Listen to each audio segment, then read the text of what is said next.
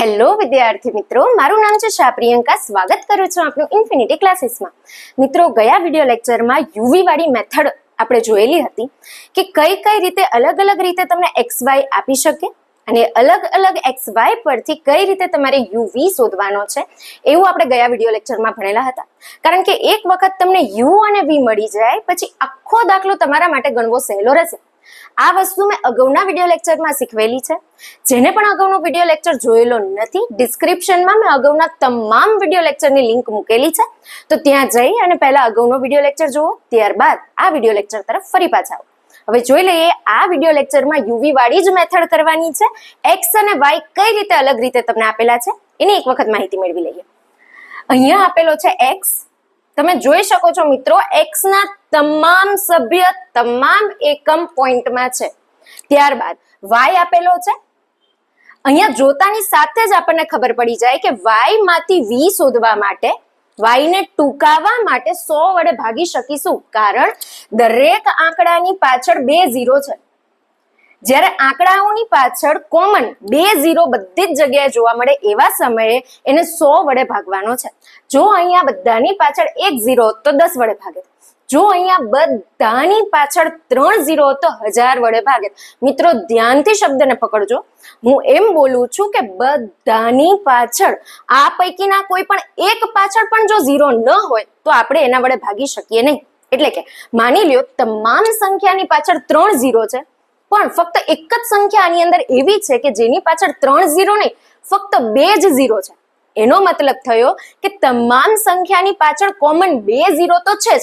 એવા સમયે 1000 વડે નહીં, 100 વડે સંખ્યાને ભાગવાની રહેશે.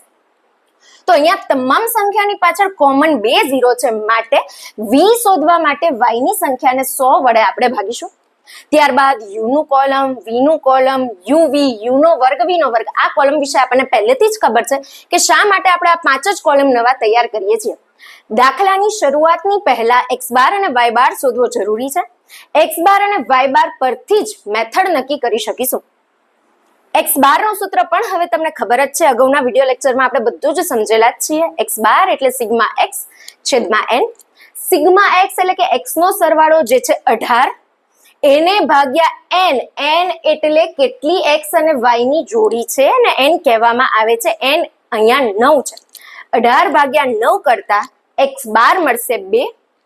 y બાર એટલે સિગ્મા y છેદમાં n. સિગ્મા y છે 50,500 ભાગ્યા n કરતા તમને y બાર મળશે 5611.11. હવે આના પરથી આપણે u શોધવા જઈ રહ્યા છીએ. યુ શોધવા માટે x માંથી કોઈ પણ એક સંખ્યાને બાદ કરવાની છે. આ જે તમામ x તમને દેખાય છે, આ તમામ x માંથી કોઈ પણ એક કોમન સંખ્યાને બાદ કરતા આપણને u નો જવાબ મળશે. તો અહીંયા x બાર આવેલો છે 2. 2 ની નજીકની જે સંખ્યા હોય x માં, એને આપણે x માંથી માઇનસ કરવા માટે લેશું. હવે જોઈ લઈએ, 2 અહીંયા છે. અહીંયા x માં 2 પોતે છે 2.0 એટલે કે 2. માટે u મેળવવા માટે x માંથી આપણે 2.0 ને બાદ કરીશું. x minus 2.0.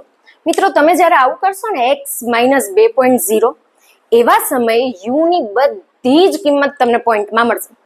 અને u અને v શોધવાનો હેતુ જે છે કે દાખલો તમારા માટે સરળ બને. હવે વિચારો, જો u ની તમામ સંખ્યા પોઈન્ટમાં આવશે તો ગણતરી કરવી તમારા માટે કંટાળાજનક બની જશે, અઘરી બની જશે.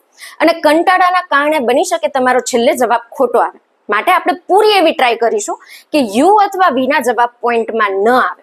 અહીંયા જ્યારે તમે x માઇનસ 2.0 કરશો ત્યારે તમામ પદમાં જવાબ પોઈન્ટમાં આવશે. પોઈન્ટ પછી એક આંકડો તમામ પદમાં આવશે. જ્યારે કોઈ પણ પદમાં પોઈન્ટ પછી એક આંકડો જોવા મળે ત્યારે પદને આખું કરવા માટે 10 વડે ગુણવામાં આવે છે.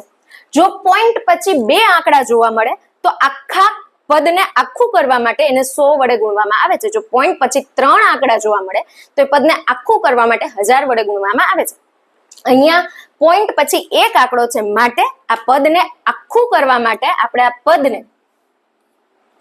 10 વડે ગુણીશું. એનો મતલબ પહેલા u શોધવા માટે તમામ x માંથી 2.0 બાદ કરવાનો. જે કિંમત આવે એને 10 વડે ગુણવાની છે. અહીંયા સૌથી પહેલા છે 1.6. 1.6 માઇનસ 2.0 જ્યારે તમે કરશો, 1.6 માઇનસ 2.0 આવું જ્યારે તમે કરશો ત્યારે જવાબ તમને મળશે 0.4. પણ 0.4 થી ગણતરી કરવી કંટાળાવાળી બની જશે, અઘરી પણ ક્યાંક ને ક્યાંક બની જશે. તો એ જે 0.4 આવેલો છે એને ગુણ્યા 10 જ્યારે તમે કરશો ત્યારે જવાબ તમને મળી જશે આખો 4. અહીંયા લખેલો છે આખો 4 -4, માઇનસમાં જવાબ આવશે. ત્યારબાદ 2.2 માઇનસ 2 જ્યારે કરશો, 2.2 માઇનસ 2 કરો તો કેલ્સીમાં 2.2 માઇનસ 2 આવું કરતા જવાબ તમને મળશે 0.2. પણ 0.2 આપણને જવાબ જોતો નથી, આપણને જવાબ આખો જોઈએ છે. તો 0.2 ને જ્યારે 10 વડે ગુણવામાં આવશે ત્યારે જવાબ મળી જશે 2. આ જ પ્રમાણે x માંથી 2.0 ને બાદ કરી જે જવાબ આવે એને 10 વડે જ્યારે તમે ગુણશો ત્યારે તમને જવાબ સ્વરૂપે આખી સંખ્યા મળતી જશે. 1.9 માઇનસ 2.0 જે જવાબ આવે એને ગુણ્યા 10 કરતા આવશે -1. એ જ રીતે 2.0 માઇનસ 2.0 કરતા જવાબ 0 આવશે, કારણ કે એને આપણે x માંથી બાદ કરવા માટે ધારેલા છે. 2.3 માઇનસ 2.0 ગુણ્યા 10 આવું કરતા જવાબ મળશે 3. 1.7 માઇનસ 2.0 ગુણ્યા 10 આવું કરતા તમને જવાબ મળશે -3. 2.4 માઇનસ 2.0 ગુણ્યા 10 આવું કરતા જવાબ મળશે 4. 1.8 માઇનસ 2.0 ફક્ત જ્યારે આટલું જ કરશો ત્યારે જવાબ મળશે -0.2 અને એને જ્યારે તમે 10 વડે ગુણશો ત્યારે જવાબ તમને મળશે -2. 2.1 માઇનસ 2.0 ગુણ્યા 10 જવાબ કરતા મળશે તમને 1. જ્યારે તમે આ u નો સરવાળો કરશો ત્યારે સિગ્મા u તમને મળશે 0.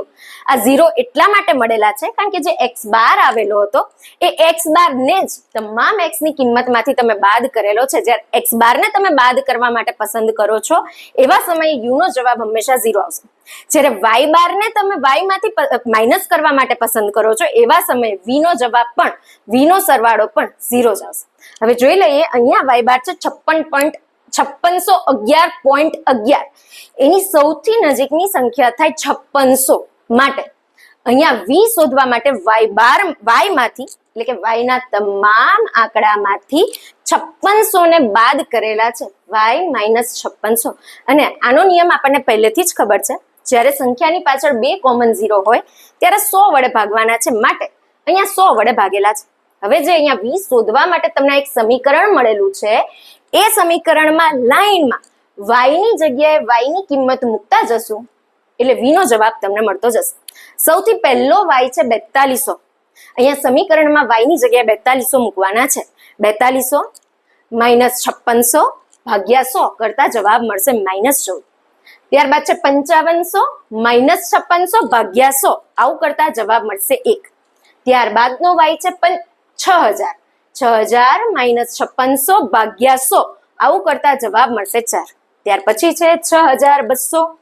6200 માઇનસ 5600 ભાગ્યા 100 આવું કરતા તમને જવાબ મળશે 5.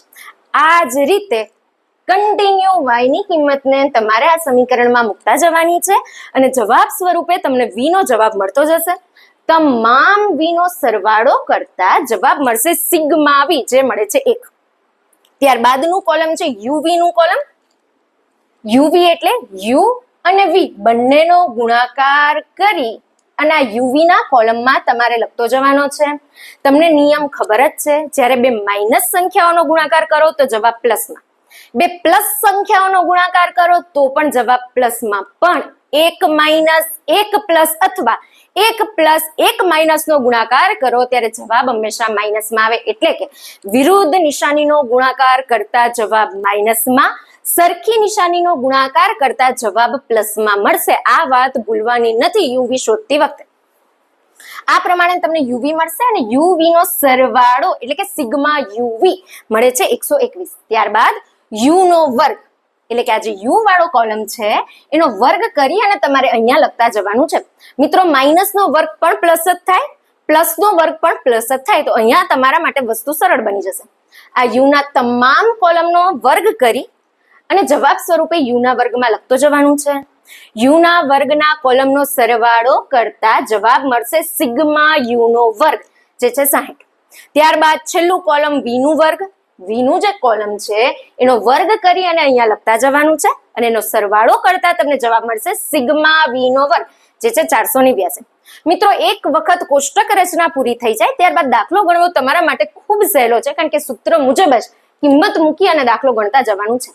એક વખત દાખલામાં યુ અને વી સાચા મળી જાય પછી તમારા માટે દાખલામાં આગળ કાંઈ જ તકલીફ નથી. ધ્યાન આપી દઈએ, સૂત્ર છે n sigma UV minus sigma U sigma V છેદમાં વર્ગમૂળમાં n સિગ્મા યુ નો વર્ગ માઇનસ કાઉન્સની અંદર સિગ્મા યુ અને કાઉન્સની બહાર એનો વર્ગ ગુણ્યા વર્ગમૂળમાં n સિગ્મા વી નો વર્ગ માઇનસ કાઉન્સની અંદર સિગ્મા વી અને કાઉન્સની બહાર એનો વર્ગ. જે પ્રમાણે સંખ્યા છે એ પ્રમાણે મૂકતા જઈએ.